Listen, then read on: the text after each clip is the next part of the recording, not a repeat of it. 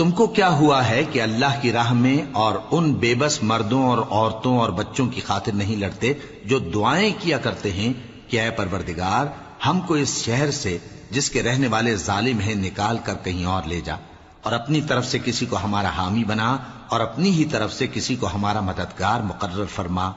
جو مومن ہیں وہ تو اللہ کی راہ میں لڑتے ہیں، اور جو کافر ہیں وہ شیطان کی راہ میں لڑتے ہیں، سو تم شیطان کے مددگاروں سے لڑو اور ڈرو مت، کیونکہ شیطان کا داؤ کمزور ہوتا ہے۔ بھلا تم نے ان لوگوں کو نہیں دیکھا جن کو پہلے یہ حکم دیا گیا تھا کہ اپنے ہاتھوں کو جنگ سے روکے رہو اور نماز پڑھتے اور زکات دیتے رہو، پھر جب ان پر جہاد فرض کر دیا گیا تو بعض لوگ ان میں سے لوگوں سے یوں ڈرنے لگے جیسے اللہ سے ڈرا کرتے ہیں، بلکہ اس سے بھی زیادہ، اور کہنے لگے کہ اے اللہ تو نے ہم پر جہاد جلد کیوں فرض کر دیا، تھوڑی مدت اور ہمیں کیوں مہلت نہ دی؟ اے پیغمبر ان سے کہہ دو کہ دنیا کا فائدہ بہت تھوڑا ہے اور بہت اچھی چیز تو پرہیزگار کے لیے نجات آخرت ہے، اور تم پر دھاگے برابر بھی ظلم نہیں کیا جائے گا۔ اے جہاد سے ڈرنے والو تم کہیں رہو، موت تو تمہیں آ کر رہے گی، خواہ مضبوط قلعوں میں رہو۔ اور ان لوگوں کو اگر کوئی فائدہ پہنچتا ہے تو کہتے ہیں یہ اللہ کی طرف سے ہے، اور اگر کوئی مصیبت پہنچتی ہے تو اے پیغمبر تم سے کہتے ہیں کہ یہ آپ کی وجہ سے ہمیں پہنچی ہے۔ کہہ دو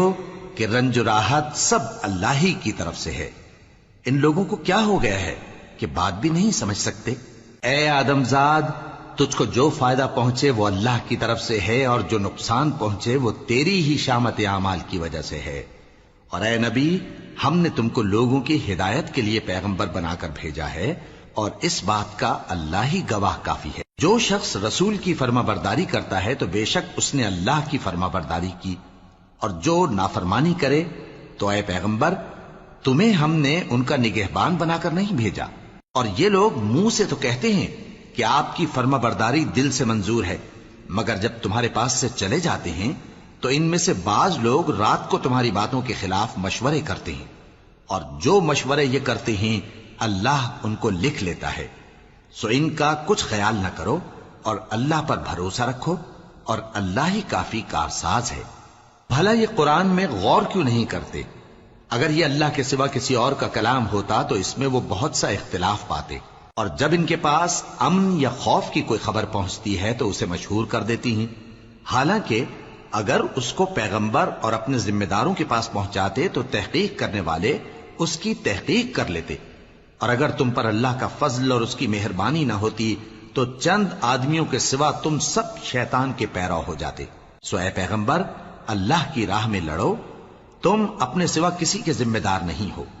اور مومنوں کو بھی ترغیب دو، قریب ہے کہ اللہ کافروں کی لڑائی کو بند کر دے، اور اللہ شدید ترین جنگ کرنے والا ہے اور سزا دینے کے لحاظ سے بھی بہت سخت ہے۔